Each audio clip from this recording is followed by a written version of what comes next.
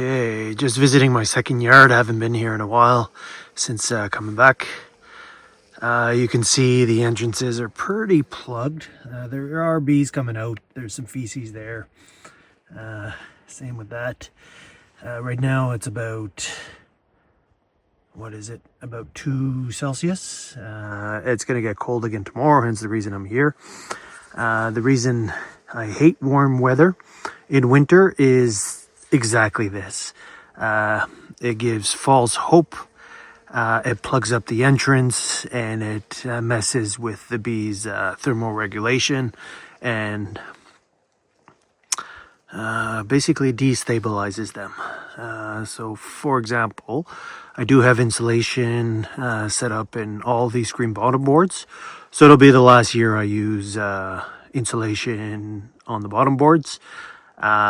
Because it probably gets too warm in there and the bees activate and then they die at the entrance and back and forth. So I've found over the years that it's just better for me to just have an open screen bottom board with the skirting like this. And what that does is it keeps the bees chilled and prevents them from activating, which is exactly what I need. You can see a lot of dead bees. But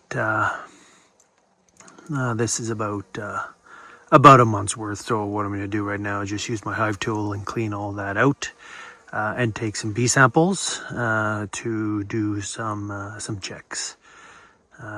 We'll go from there. Cheers. Okay, so entrances are cleaned. A bunch of bees, not a bunch, but some bees came out and then they die in the snow. So as a beekeeper, it's important to you can take dead bee samples, but the fresher they are, the easier they are to dissect. And just gonna say, I've got some tubes. So these were live bees. I stick them in the snow, then it chills them, and then they die, or they just freeze. And then I'll take them home and test them out. So I have 1 tube per hive, so I can sample the hive separately. And you want about 10 bees. So you can see in the snow there, I've got some more tubes. So I've got a bunch of tubes that I've labeled for each hive, so I can do proper sampling. So, and I guess the more consistent you are, so if you do it once a month, you'll start seeing trends, patterns. Do that for a few years, and then you'll get to know your bees pretty good and how they're doing over winter. So yeah, all 3 hives are good. I've also got top sensors and entrance sensors on these, so I'm able to get a good idea of cluster size and location. So anyways, it's all good. Okay, this is part 2. I went out to the yard today, that colony that was displaying very high Nosema and potentially Amoeba cysts. So I grabbed a bunch of dead bees. It's about -20 today, so it was kind of cold, but you can always find dead bees near the entrance. Mostly fresh. There's a couple unfresh ones that I put to the side. One thing you'll notice, some have smaller abdomens and others have big ones. It probably just means that they pooped. But what I'm going to do is I'm going to put it's kind of hard to do it with the camera there, but I'll put the midgut with the ileum, and then to the ileum the malpighian tubules are connected. I'll put that over here, and then over here I'll just dab the rectum, so I get a feces sample here. And then what I'm going to do is use my gel. And the reason I like using the gel, again, I can preserve slides if I see something really neat. And the viewing time is much longer than if you use water, because water will tend to dry up and evaporate quite quickly. And then with this, Elmer's glue and glycerin, and then a bit of borax water, they basically the life is unlimited, and then if you seal it, pretty much lasts forever. So we'll, or the slide does. So let's get going. Grab this one,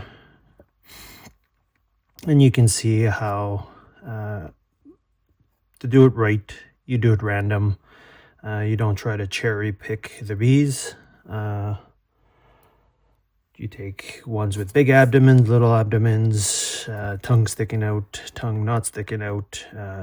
You don't want to do a preference. So let's see if we can get it done better this time. Okay. Oop, the poop came off. So I'll do it again, a little dab.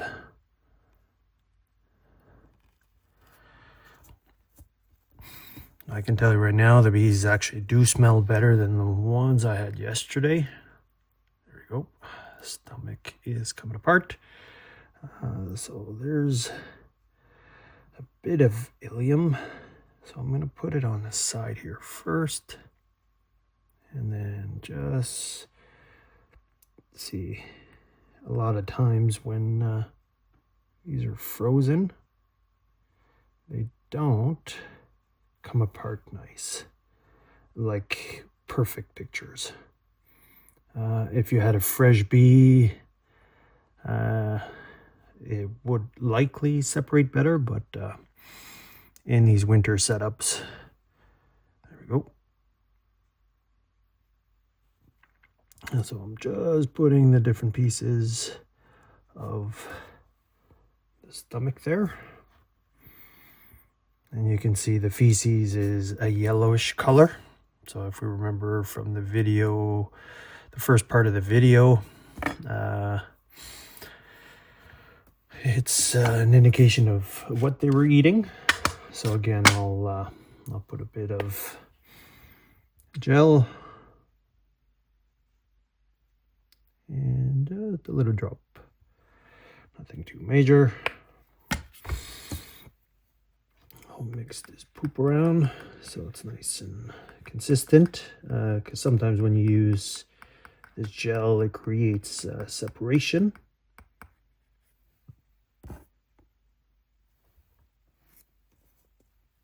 And yeah, so let's see how this one sits.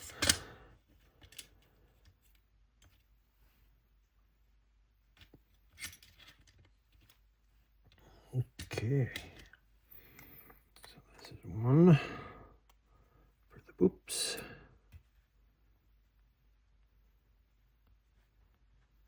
Good, that's good. And then I'll grab one more.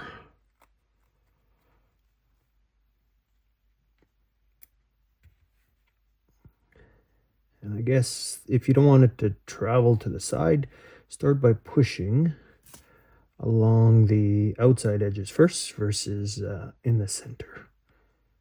And it is more centered. And the more you push, the more you'll flatten it out and the more you'll be able to observe it. Here's another gut there. I dissected another 3 bees. It didn't take me too long. But you can see how the gut, that gray zone, is all gray. I'll put it under the microscope first, but that pretty much tells me that this bee has a very high level of Nosema infection. So, but let's check it out. Okay, so this is the gray bee gut that we just looked at in the other on the camera. So you can see it's gray. Things are still moving around, but I'll focus in. I'll go to 400, lighten it up a bit, but already you can see it's all Nosema spores gushing out of the inside gut. So what I'm going to do, I've got 3 more bees to check. I'm going to check the tubules, and then we'll go from there. And you can see, when you do see the gray gut, there's probably no point to look at the feces because it'll be packed anyways. And the bees are extremely hard to dissect when they're this infected, because everything's mush inside. So this is just an example of their diet. So this is just looking at the feces. You can see there's a lot of pollen grains in there, but a lot of the orange color and the yellow color actually comes from the spores, or not the spores, but the rust spores and stuff like that. So a lot of this, and this is the hindgut. So it just tells me the bees have very much difficulty digesting this. And there's buildup, and one reason they poop in the colony. So this is actually from a, let's see, yeah, so this was the previous day. So this was actually one of the clean colonies, but you can see this colony did have feces on the front of the colony, but there was no nosema in it. And you can see even like the gray zones here is more gut content digestive matter than nosema. So hence the reason, yeah, sometimes it's hard to tell. That looks like a bit of algae there. So yeah, a lot of that rust spores will come with some forms of algae. So yeah, if the bees can't find food and protein, they'll go and get the next best thing. So this, like I said, just because there's poop in front of the colony doesn't necessarily mean that they have nosema issues. Hence the reason why a microscope is quite handy, is you can just scratch a bit of that feces, stick a drop of water, put it on a slide, and you'll know almost right away if, actually you will know right away if it's nosema or not. And they'll give you an idea of what they ate to generate that poop. So anyways, lots to look at, and bee poop is actually quite interesting.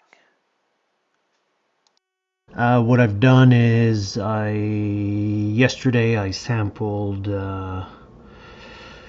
about 10 bees from 3 hives. 2 came out clean, where other than just typical rust spores and fungal spores, they were clean. Mortality was so-so. There was one that pretty much the first bee I tested had extreme levels of nosema.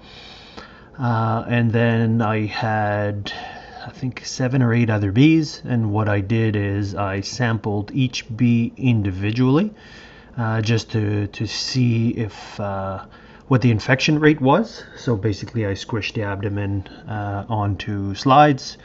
So I did 8 other bees, and 8 out of 9, I believe it was, were very high levels of nosema. So for example, this is at times 400. So these little rice things here are Nosema spores. And there's quite a bit. So there is a bit of feces mixed in, but as I zoom or focus in and out, you'll see there's zones with extreme levels. So what I'm going to do is I'm going to go to 100. Very bright, so I'll darken it up, and then what you'll actually see is these gray masses here in the background. So those, because I'm sampling around the midgut, and that's where Nosema actually grows and starts off, is just, these are massive patches of millions and millions of Nosema spores. So this bee here is infected, and I'll just go to times 40, and then it'll just give you an idea of how severe the infection is. When I was testing the bees yesterday, about 4 or 5 of those bees had what looked like amoeba cysts in the feces. So what I'm doing now is I've dissected feces and the gut and on two different sections of the slide. So I'm going to be checking the malpighian tubules for amoeba cysts, and you can see even here, if I go in and out, this gray zone here, so that's all Nosema. So it's a severely infected bee, and basically now it's, what did I say, 9? So it's 9 out of 10 bees tested. So I did go back today and grab another 2 dozen, about 2 dozen bees. And what I'm doing with those bees is checking for amoeba. I'll be zooming around. Hopefully the video helps you spot things.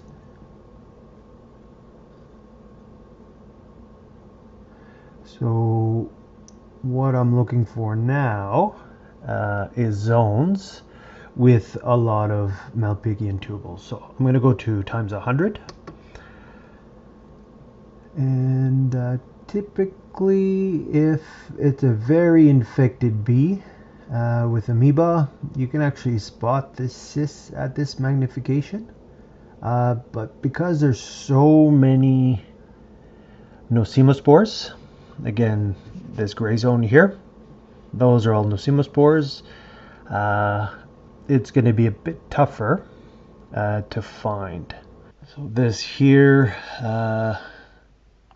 let's go, okay, cancel that. I'll just use my measurement tool. Okay, now it's back to normal. So for a while my scale wasn't working properly because I did calibrate this thing. So now this is 50 across, 50 microns. So this is a fireweed pollen, so willow herb. So here you'll notice live, the shot, this is the pixelation. So I had it at the next level down, which is half. So I was noticing that my measurements were about half of what it should be. So when you are calibrating, make sure you are consistent and always stay on the same magnification or the pixelation of your screen. So right now I'm at the highest, but I had it at this the half one, so it meant that all my measurements were actually displaying half of the actual. Okay, so just a word or note. So I'll just delete that one so it's out of the way, and I'll look at a few more tubules there, and I'll move on to another bee. I do have some samples from previous years of infected tubules. So over here, if I I'll darken it up and I go in and out, so you'll start seeing where my mouse pointer is. There's these are like muscles, and if the bee is alive, I'm not sure if they're muscles, but they contract, and it's probably how they push fluid in and out of their tubules. So actually this one's moving. I'm not sure if that's normal, but you'd see these little things contract in and out, and it's quite interesting. So there is fluid movement inside the tubule here, which is actually quite interesting. And I hope you never see amoeba cysts, because once it's in your yard, there's always going to be signs of it. It's hard to get rid of. And just so you know, so I did mention it before, but Nosema is an energy robbing disease, so it competes with the bee's digestive system for the energy out of what they're eating. So literally, bees have to eat more if they're severely infected to get the nutrition or the energy they need to survive. So pretty much means that their poop level grows or increases drastically if they're infected. So hence the potential issue with poop.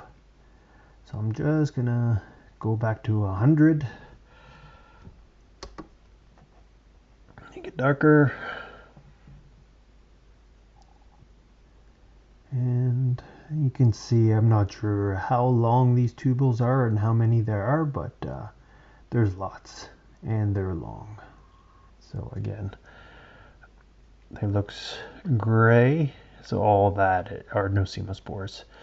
So this is a little tiny bee, and pretty much their whole insides are full of this. So how the hell do they digest anything? Again, if your bees get to cleanse regularly, at least once a month, there's a good chance it'll never get this severe. A potential one, yeah, it does have a few amoeba in this one. So you can see there's actually 3. There's one there, one here, there's one over here. You'd say, how the hell do you know? I guess after looking at these for 3 years, you get to spot them. There's just something particular with them. So there might be a burst tubule. It might not be a severe infection, but I'm sure there's an infected tubule somewhere on this bee.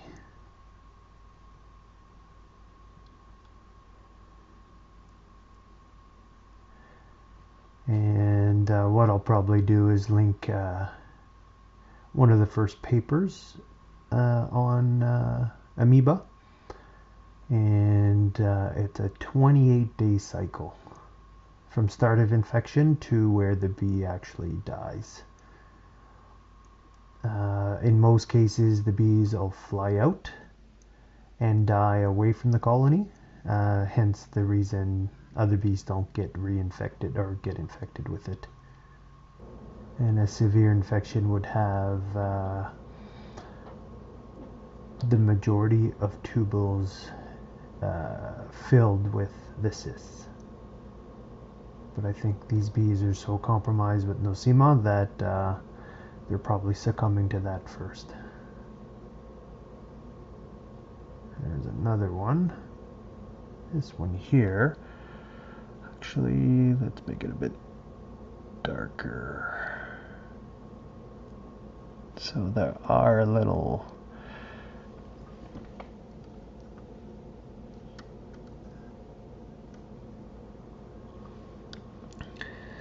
so you can actually see there's 3 little circles in there, or actually 4.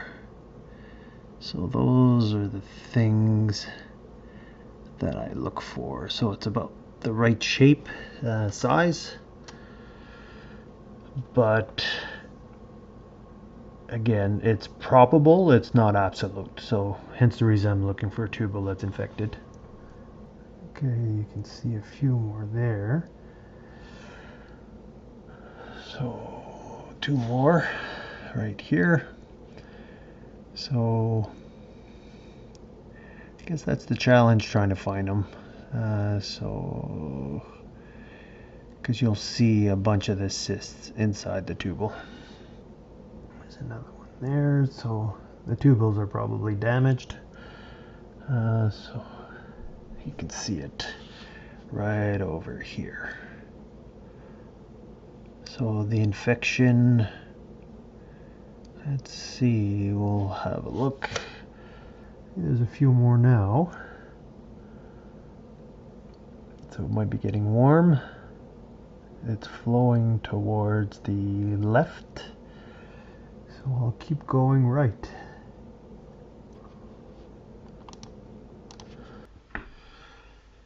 Okay, so I think this is my fourth bee since I guess it's 5 bees so far that I've done. So I did find a bit of infection in the tubules. Usually it's much worse. So there is one cyst right where my mouse is, and then over here you can see there is a tubule probably underneath this section of gut that seems to have an infection. So you can sort of see some of the globes. So there's some infection, and then there is a one over here. So imagine that times, say, 100. This whole tubule would be full of these little round cysts. And so yeah, so this one's lightly infected. So the previous bee I was checking had some floaties going around, and quite a few. So now that's probably 3-4 bees today that I see with signs of cysts. This is the first one where I see minor tubule infections. So it's still early stage infection, and I'd say in probably a month or two it will reach the critical point. But right now it's still low. But every 90, I've done more than 10 bees now, so I've done 15 bees. So 14 of the 15 bees have very severe Nosema, so it's just a matter of time. So it'll likely make it till April to May, and then once the brood rearing starts, the rapid decline starts. So I won't put any pollen patty on this colony, especially if I see signs of this infection, because it'll just rapidly initiate the demise of the colony. So as winter bees, they're a bit more resilient to this, and they seem to survive until the queen starts laying. And then once the queen starts laying, these bees pretty much die within a month. Okay, so I'll check around a bit more, and then I'll call it a night. So I'm following those tubules that had a few cysts in it, and then I am discovering a couple more zones where there are more tubules, or sorry, more cysts. So there's a little grouping of them here, and they probably yeah, so there's a handful here, but